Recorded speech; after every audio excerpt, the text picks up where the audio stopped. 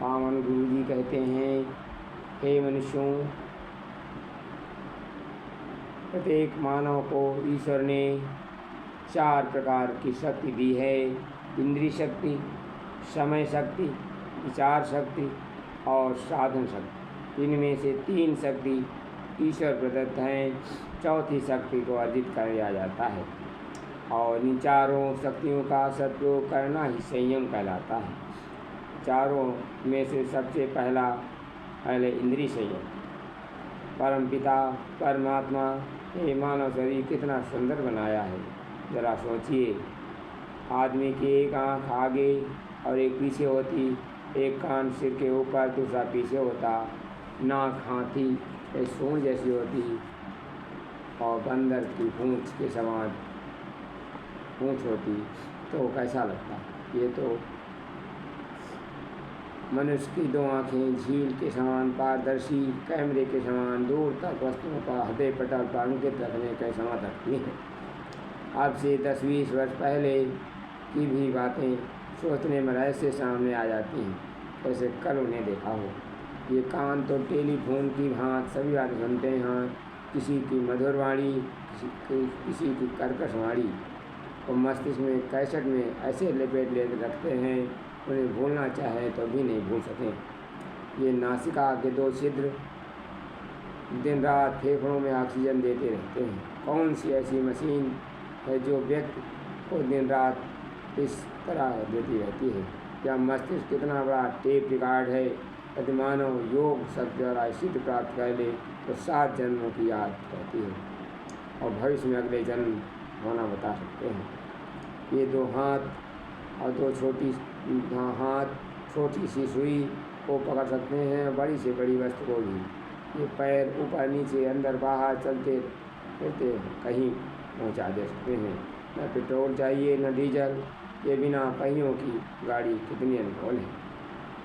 या हृदय भगवान, मन मंदिर, शिव का मानसरोवर, शिव कैलाश और पर्वत, विष्णु का धाम उना, क्षीर सागर, भगवान कृष्ण का वृंदावन, राम की नगरी अयोध्या है।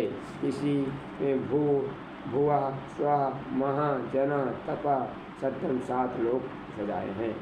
भू में कुंडली की सुप्ता का रूप जब जागता है तो 7 चक्रपात मस्तिष्क सहस्र मिलती है, नारायण बना देती है।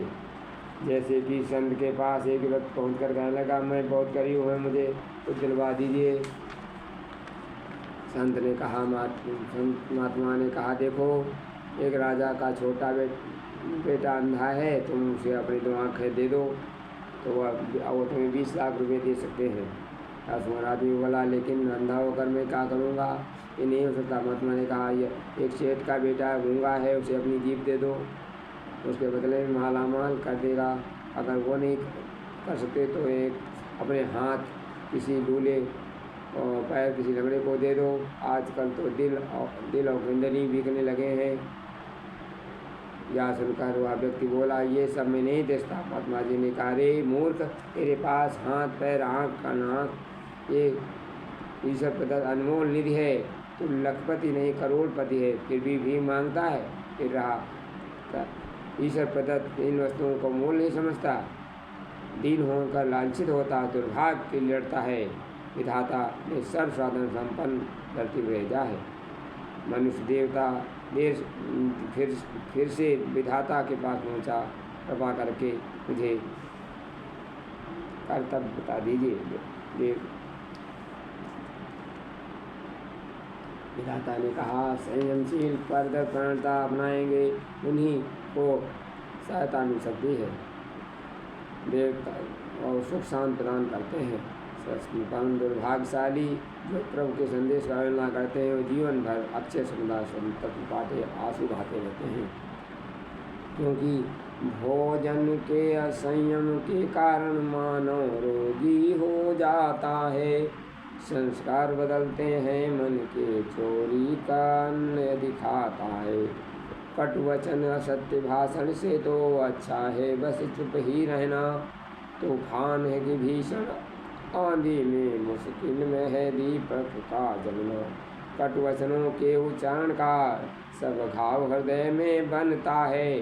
तब द्रौपदी चीर हरण होता, सीता को रावण हरता है। कटवचनों को बोल कर जो दे तुम कब को त्रास, इस की सब निंदा करें जग में हो उपहास। धन्यवाद।